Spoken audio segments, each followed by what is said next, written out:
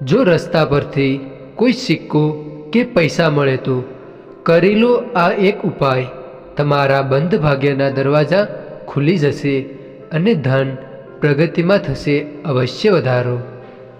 તો રસ્તા પર અચાનક મળેલા પૈસા એ માત્ર સંયોગ નથી, પરંતુ એ તમારા આવનારા સમયની કેટલીક મહત્ત્વની ઘટનાઓ તરફ ઇશારો કરે છે એવું માનવામાં આવે છે।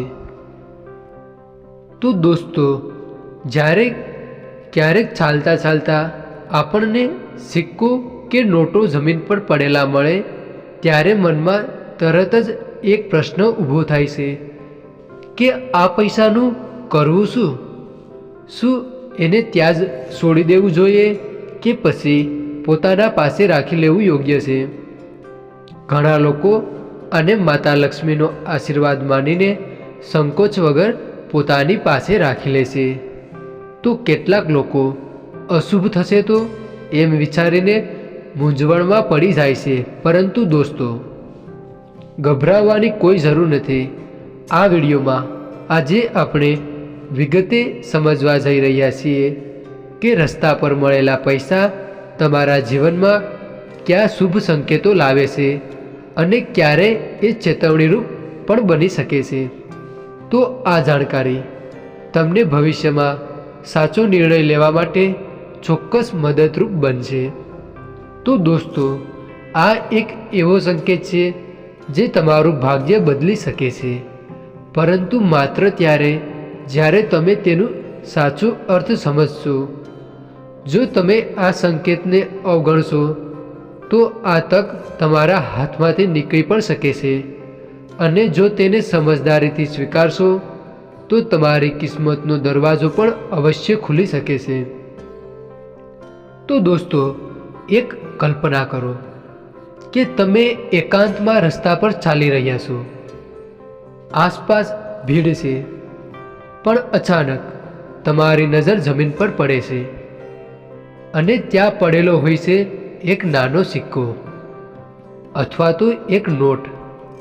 તમે થોડી ક્ષણ માટે અટકી જાઓ છો, મનમાં પ્રશ્ન ઉઠે છે, આ અહીં કેમ પડ્યો હશે? પરંતુ દોસ્તો, શું તમે જાણો છો કે આ ક્ષણ એ માત્ર સંયોગ નથી?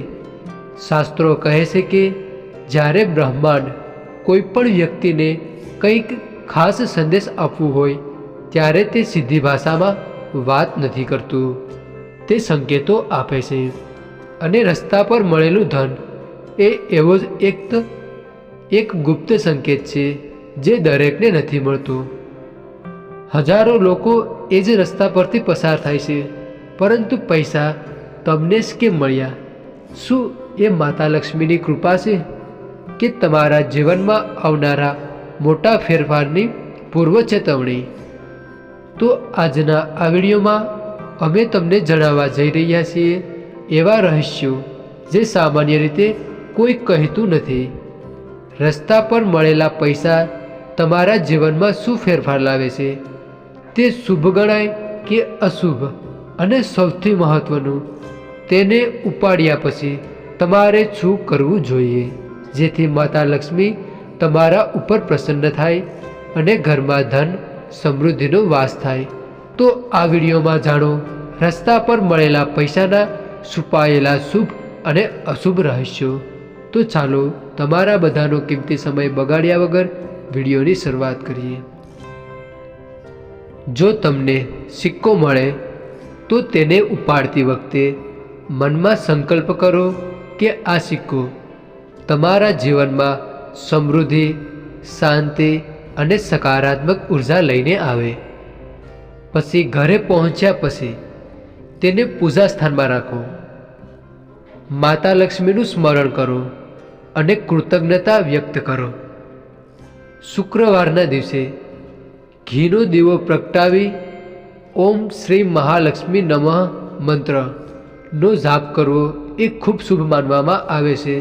તો આ મંત્ર ઓમ શ્રી મહાલક્ષ્મી નમઃ, અને એવી માન્યતા છે કે આવું કરવાથી ઘરમાં સ્થાયી ધનવાસ થાય છે અને પરિવારના દરેક સભ્ય પર સુખ શાંતિ વરસે છે।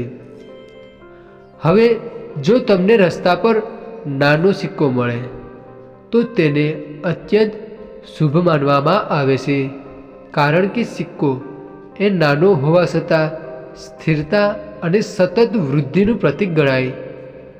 જેમ સિક્કો ધીમે ધીમે એકઠો થઈને મોટી સંપત્તિ બનાવે છે, તેમ તમારું ભાગ્ય પણ હવે ધીમે ધીમે પરંતુ મજબૂતીથી આગળ વધવાનું શરૂ કરે છે.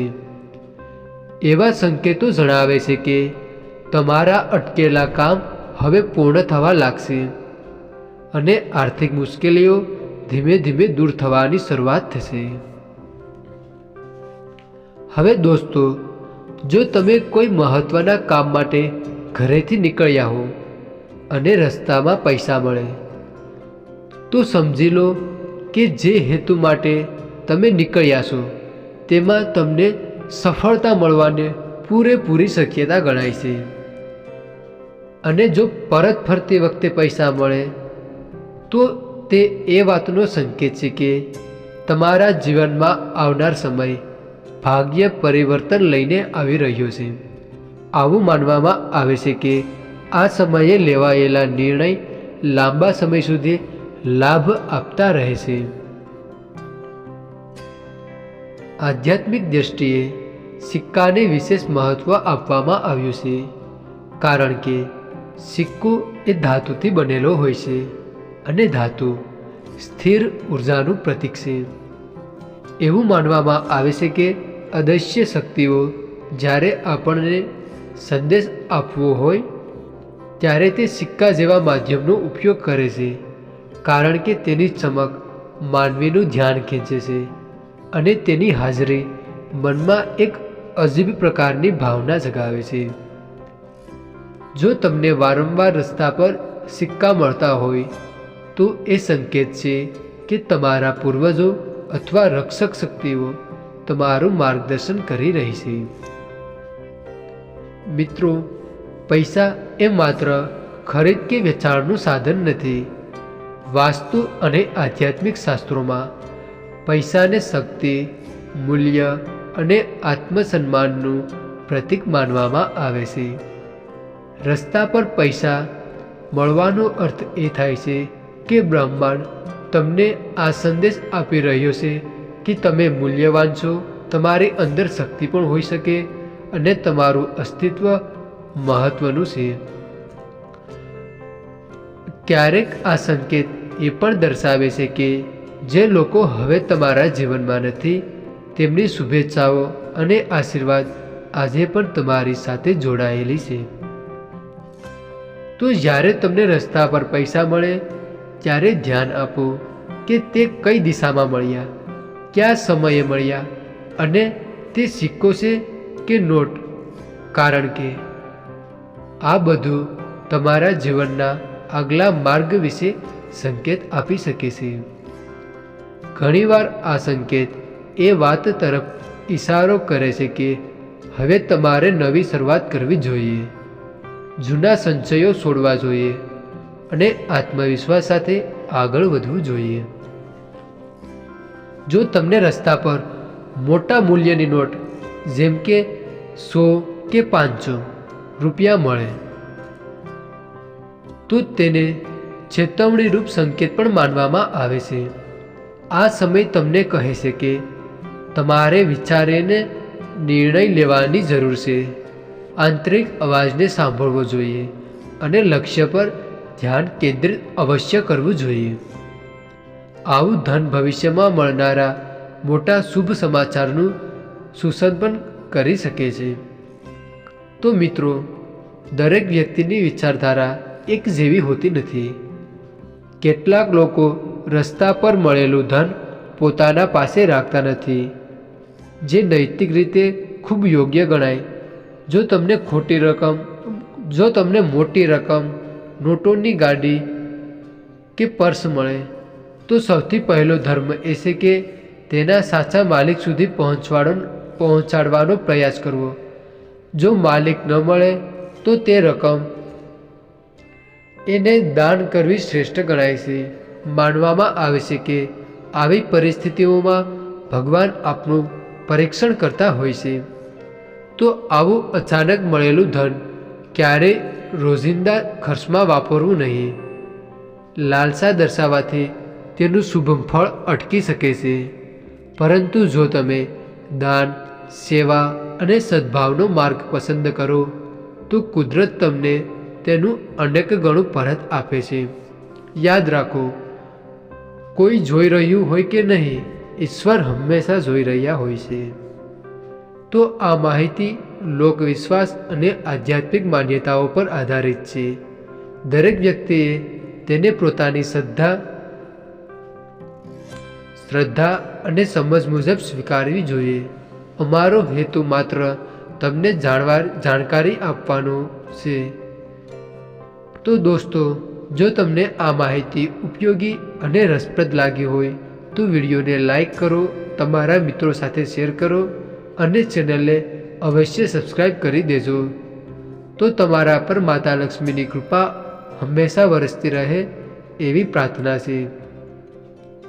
તો તમામ મિત્રો મનમાં પોતાની કુળદેવી માતાનું નામ સ્મરણ કરે અને જો તમને સારું લાગે તો વિડીયોની કોમેન્ટ બોક્સમાં પોતાની કુળદેવી માતાનું નામ સ્મરણ કરી અને અવશ્ય લખતા જજો. તો આવા જ વિડીયો જોવા માટે અમારી ચેનલને અવશ્ય સબસ્ક્રાઈબ કરી દેજો. તો હવે આવા જ વિડીયો સાથે પાછા મળશું. તો તમામ મિત્રોને જય શ્રી કૃષ્ણ. હર હર મહાદેવ.